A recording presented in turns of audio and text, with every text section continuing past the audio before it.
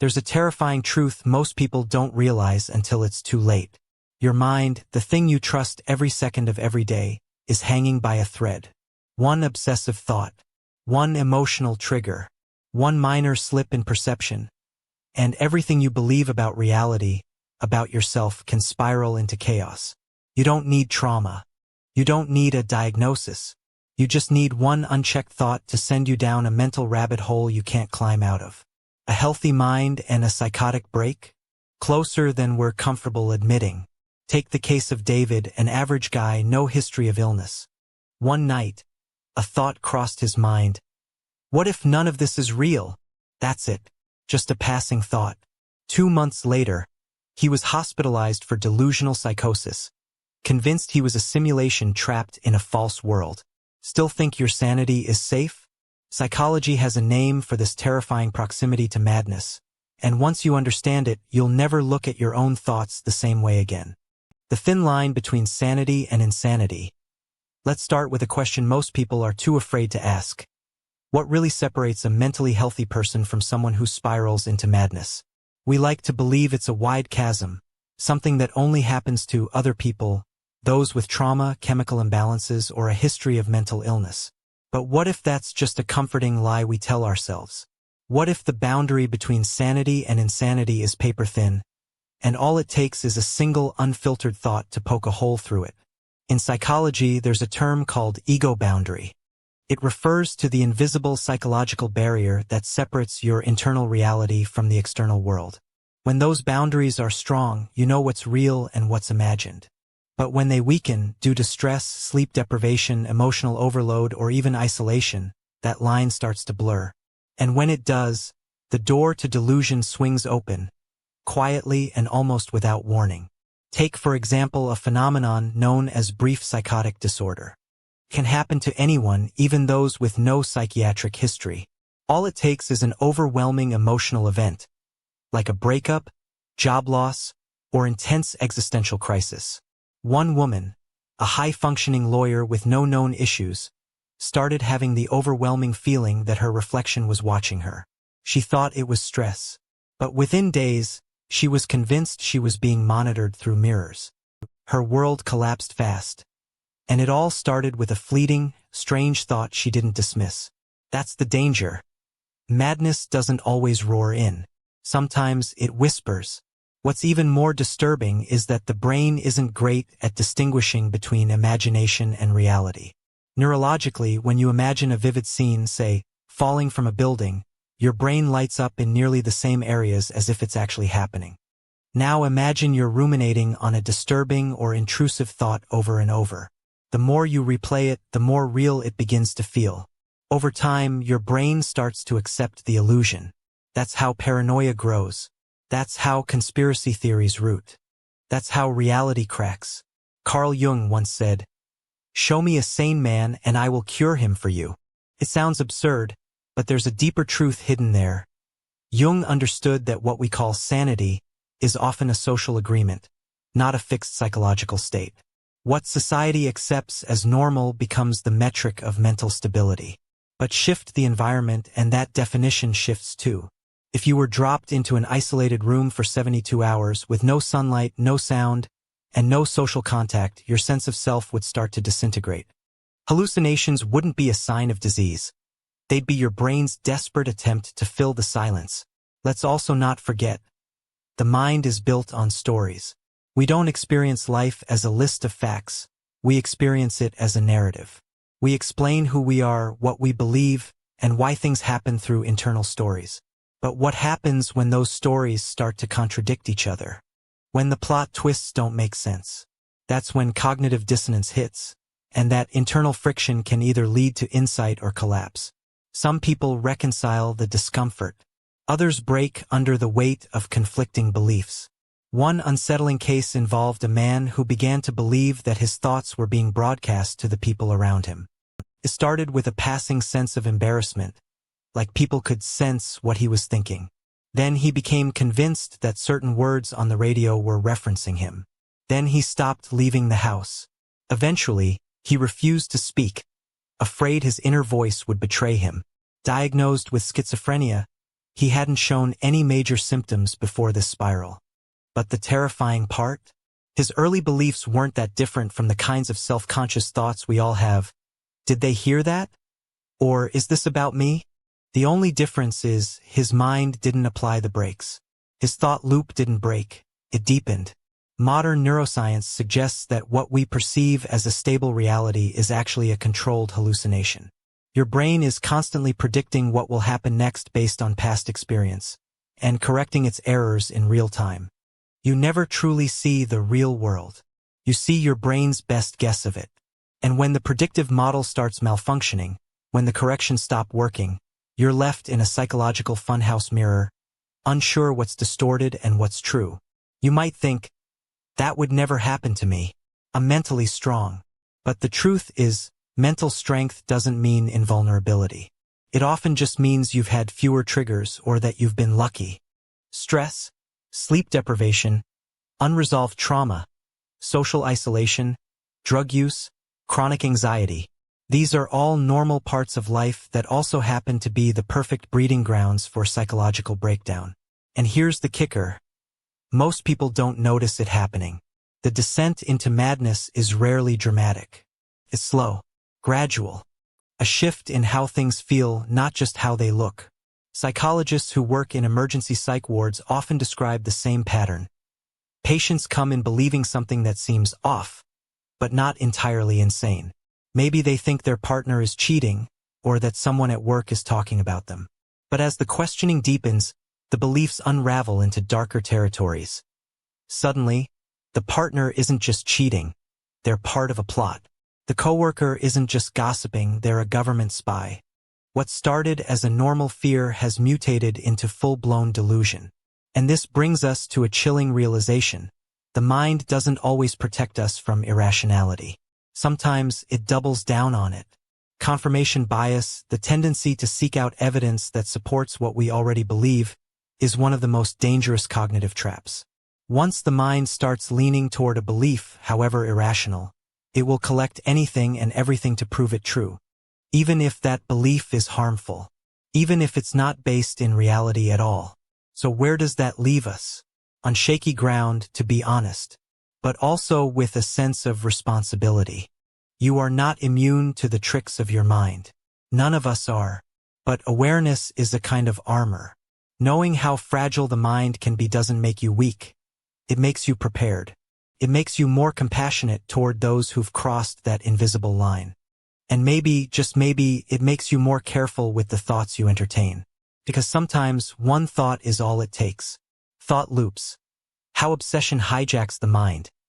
Have you ever had a thought you just couldn't shake? A phrase, a question, a moment you keep replaying in your mind like a scratched record? Maybe it was something you said during a conversation. Maybe it was a disturbing image that popped into your head for no reason. Maybe it was a what if. What if I lose control? What if I hurt someone? What if this never goes away? Now imagine that thought getting louder, sticking around longer, looping over and over until it feels like it's no longer a thought, but a part of you. That's how obsession works. And it's far more dangerous than most people realize. Thought loops are like mental parasites. They don't always start off harmful. In fact, they often come disguised as normal worries. Did I lock the door? Did I offend that person? Is there something wrong with me? At first, the brain flags these questions as temporary alerts. But when the emotional charge behind them is strong, especially fear, shame, or uncertainty, the brain can't let them go. So it keeps bringing them back, hoping to solve them. But the mind isn't built to solve fear with logic. It tries. It fails. It loops. This is where obsession begins. When the mind starts circling the same thought, hoping the next spin will bring clarity. But all it brings is more confusion. And worse, over time, the thought doesn't just repeat, it evolves. It gets more vivid, more intrusive. It starts bleeding into your decisions, your behavior, even your self-worth. You begin to wonder, if I keep thinking this, maybe it means something's wrong with me. That self-doubt becomes fuel, and the loop tightens. Obsessive-compulsive disorder is often misunderstood as a quirk of cleanliness or order. But in reality, it's a brutal war of thought loops. People with OCD don't want the thoughts, they fear them. A man might repeatedly think about stabbing someone he loves. Not because he wants to, but because the fact that he thought it terrifies him. So he tries to neutralize it by thinking of something good or performing a ritual. But the relief is temporary. The thought returns. Stronger, sharper. It becomes an echo chamber of anxiety and control. Even people without clinical OCD experience what psychologists call intrusive thoughts. These are random, unwanted ideas that flash into your mind uninvited. Things like jumping off a ledge, swerving into oncoming traffic, yelling something inappropriate in public. Most people dismiss them immediately. But if you latch onto one, if you start asking, why did I think that? What does it mean? You've given it power. You've started the loop. Now here's where it gets darker. The brain doesn't like open loops. In psychology, this is called the Zeigarnik effect. Unfinished tasks and unresolved thoughts stick in the mind far more than completed ones. If a thought feels unresolved, your brain treats it like an open tab in your browser, constantly returning to it. The longer it stays open, the more it drains your mental energy. And just like a computer overheating from too many tabs, your cognitive function starts to suffer. You lose focus. You feel mentally stuck.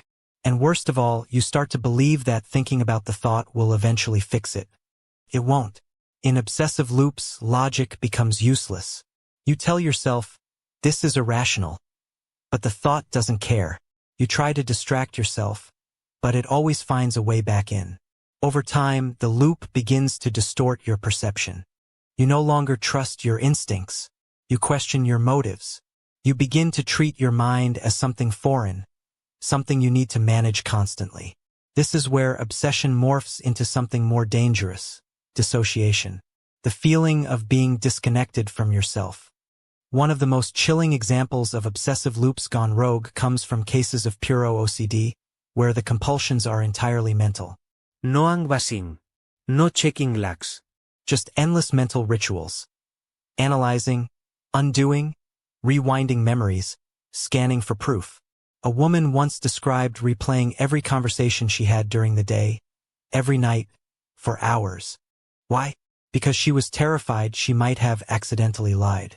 Her mind demanded 100% certainty, and when she couldn't get it, the loop grew stronger. The result? Insomnia, paranoia, and a crumbling sense of reality.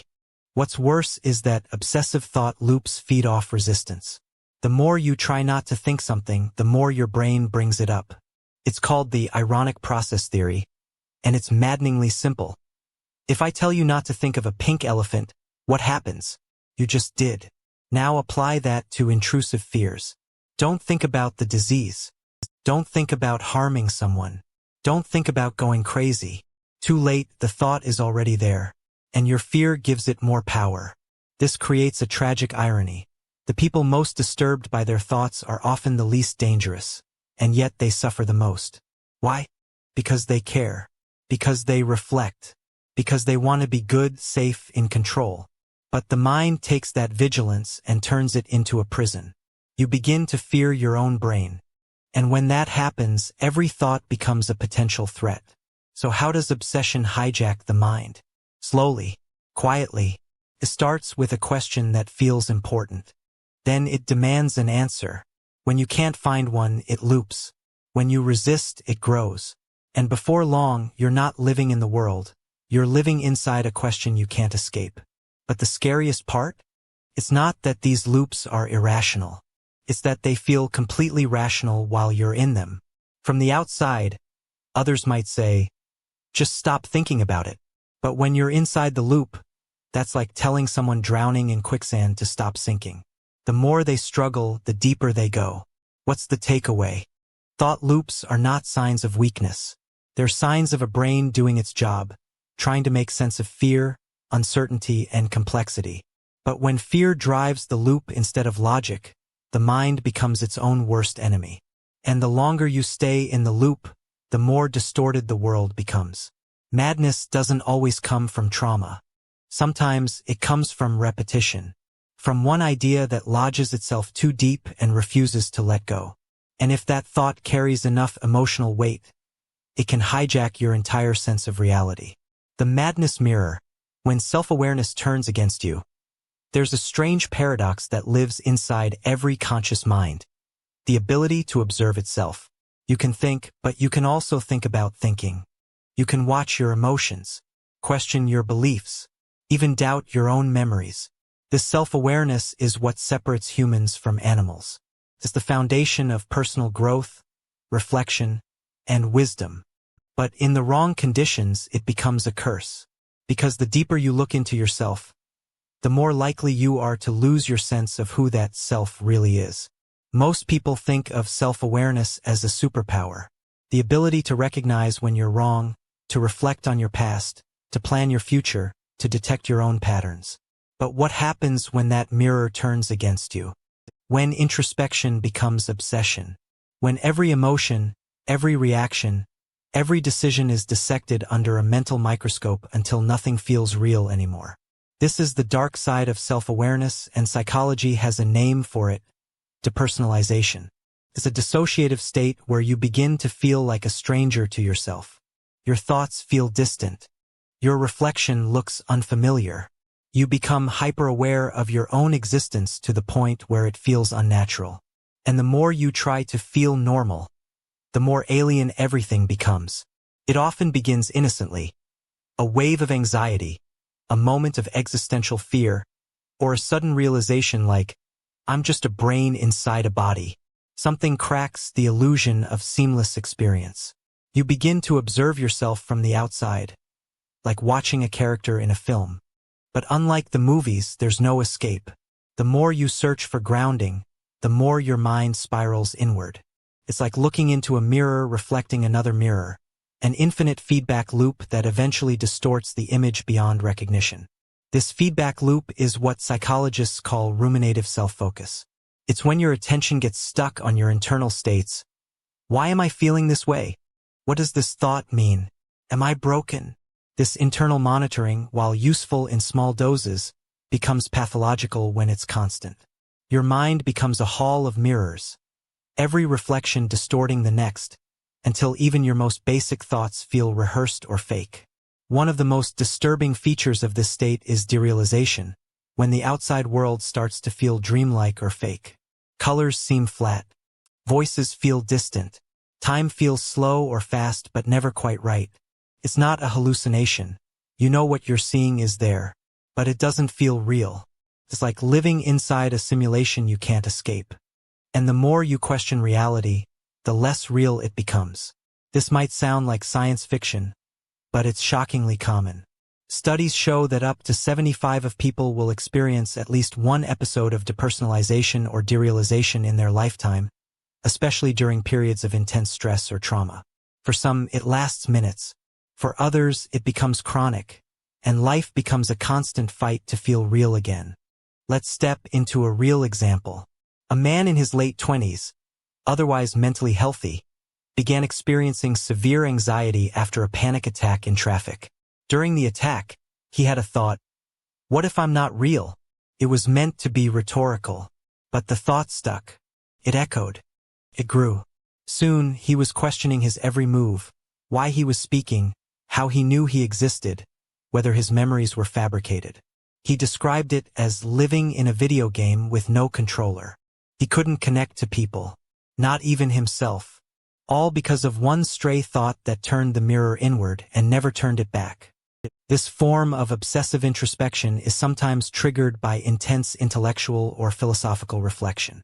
College students studying philosophy and psychology are surprisingly vulnerable to it. They begin questioning concepts like free will, identity, and consciousness. First, it feels enlightening, but soon it becomes destabilizing. When every belief is questioned, every feeling examined, every thought deconstructed, the structure of the mind begins to erode. Even mindfulness, which is often prescribed as a cure for anxiety, can turn toxic if misapplied.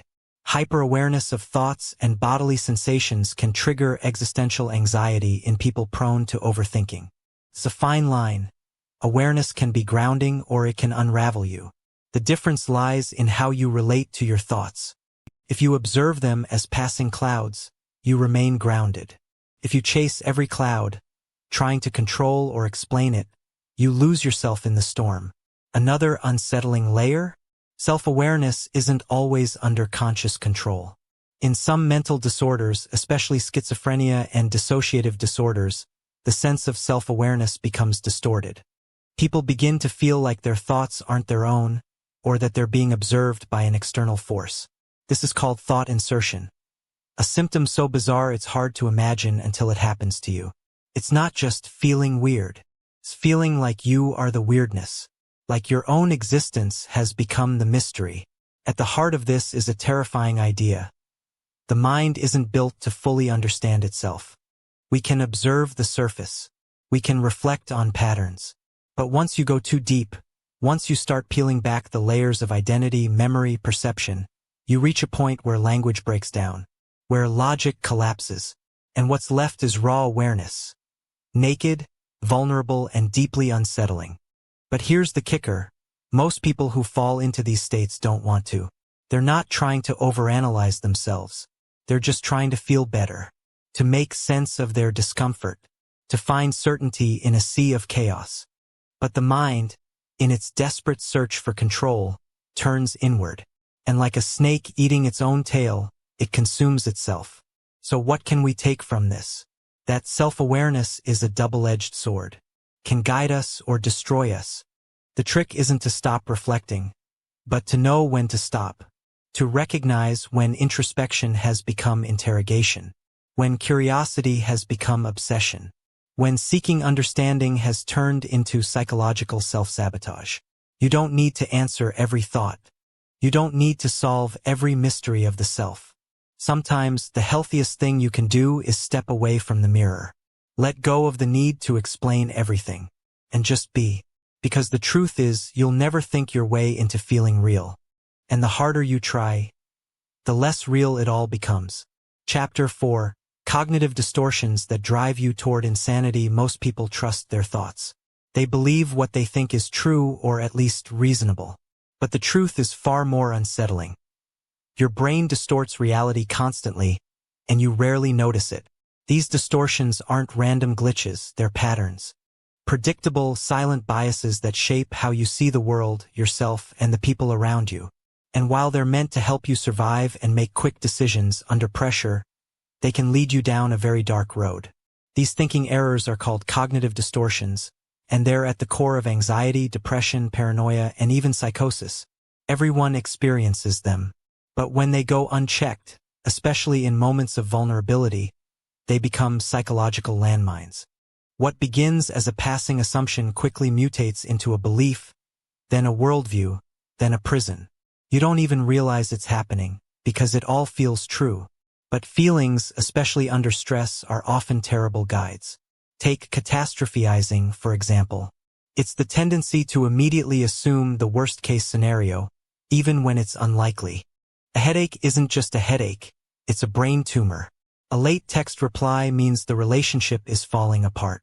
One awkward silence becomes proof you're socially broken. This distortion hijacks your ability to assess risk. It feeds on fear, exaggerates consequences, and creates a constant sense of danger that isn't real, but feels completely real. And once your brain is convinced you're in danger, your body follows. The heart races, muscles tense, adrenaline spikes. Your system prepares for disaster, except the only thing attacking you is your own thought. Now combine catastrophizing with emotional reasoning, another distortion where you believe something must be true simply because you feel it. I feel anxious, so something must be wrong.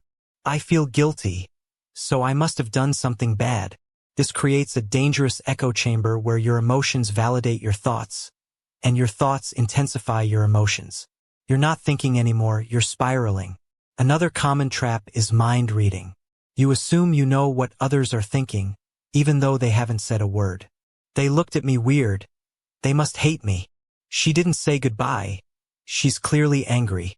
These assumptions are rarely based on facts. They're based on your fears, your insecurities.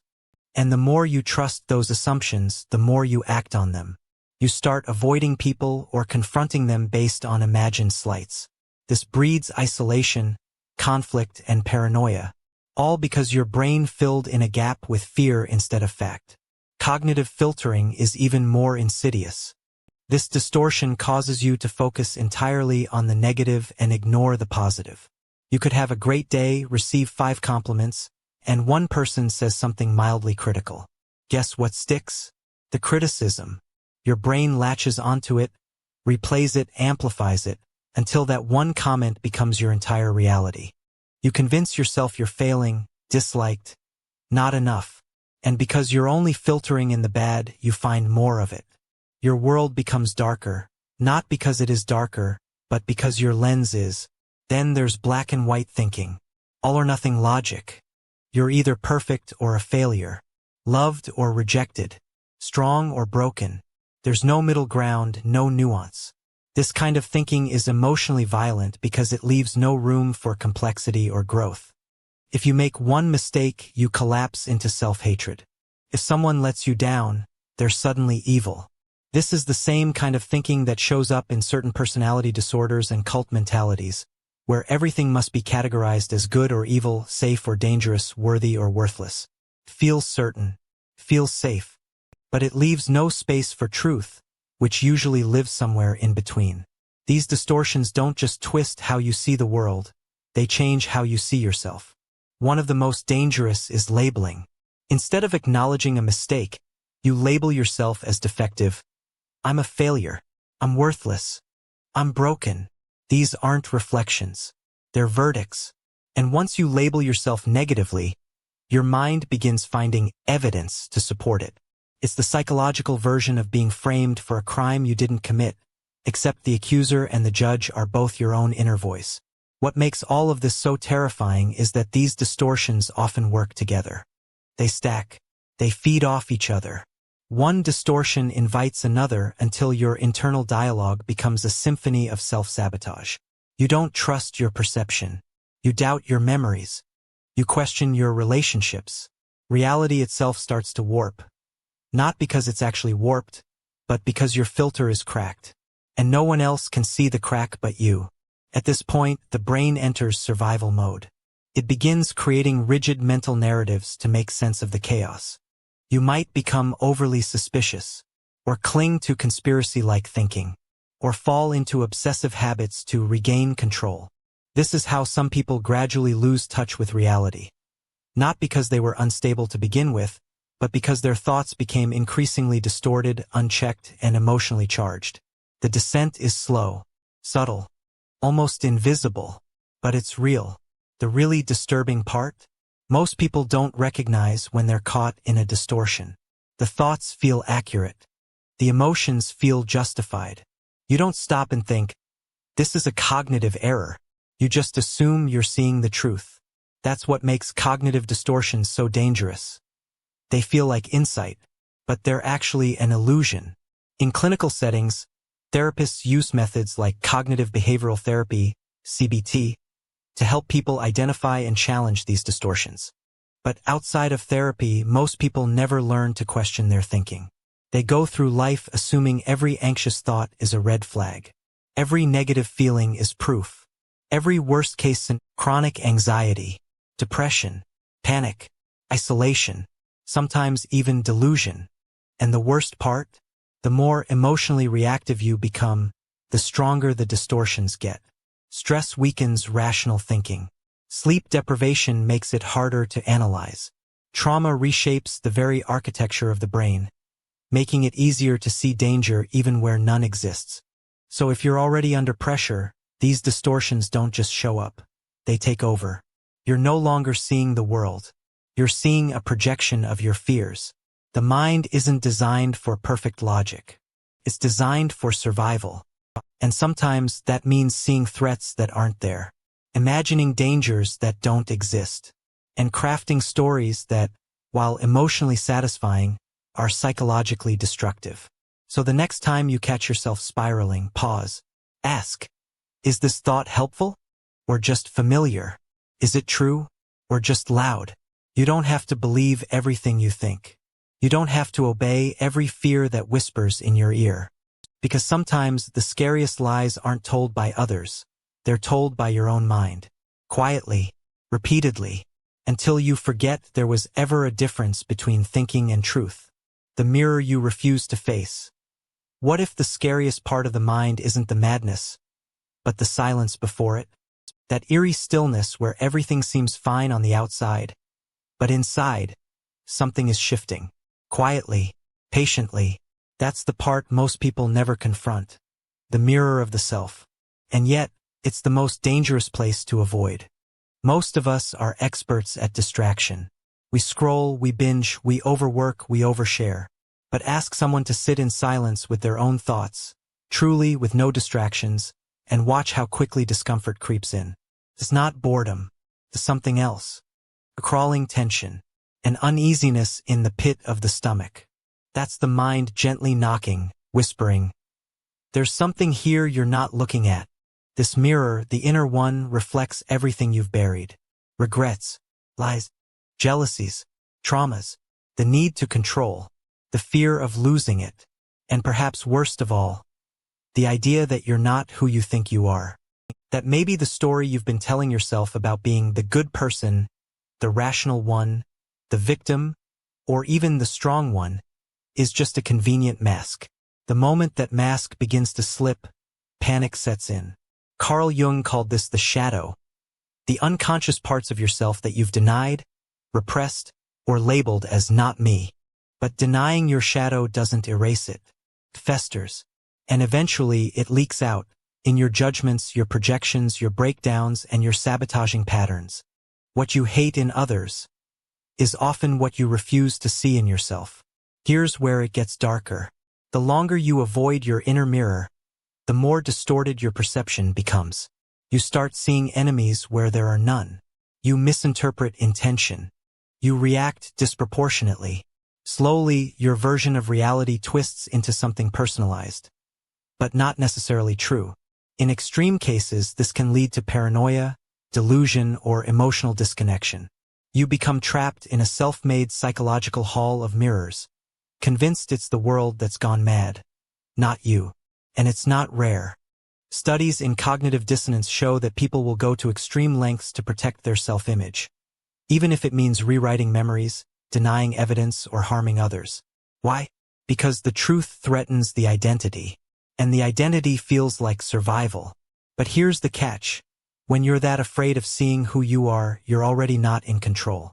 Think about this. Every time you rationalize something you did that hurt someone, every time you minimize your own toxic behavior while condemning someone else's, every time you say, "That's just who I am," to avoid growth, you're polishing the mirror to reflect a lie. And lies, especially to yourself, cost a lot. Not just mentally, but emotionally and physically too. Chronic self-denial leads to chronic stress. The body keeps the score, literally. Research shows that unresolved inner conflict increases cortisol, impairs immune response, and heightens anxiety. It even affects how you sleep, how you digest food, and how your brain processes threat. Your mind starts scanning for danger in everything because inside, danger is what you've been avoiding. But here's the haunting twist. The shadow isn't just your darkness. It's also your hidden potential. Your creativity, your power, your untapped courage. When you avoid the mirror, you don't just escape guilt or shame, you also suppress brilliance. That's why people who finally confront their shadow often experience a psychological rebirth.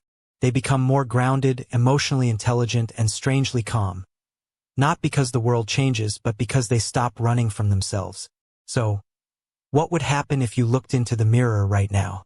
Not with judgment, not with fear, but with curiosity. Could you handle what you see?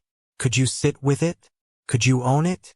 That's the challenge of real psychological growth, not just learning about the mind, but facing it, letting it speak, accepting that beneath your socially acceptable self lies a tangled web of fears, desires, and contradictions. And that's not brokenness. That's humanity. You're not above madness. None of us are. That's the scariest truth. But it's also the most liberating one. Because if you can own the chaos inside, it no longer owns you. The question is, will you dare to face that mirror before it shatters?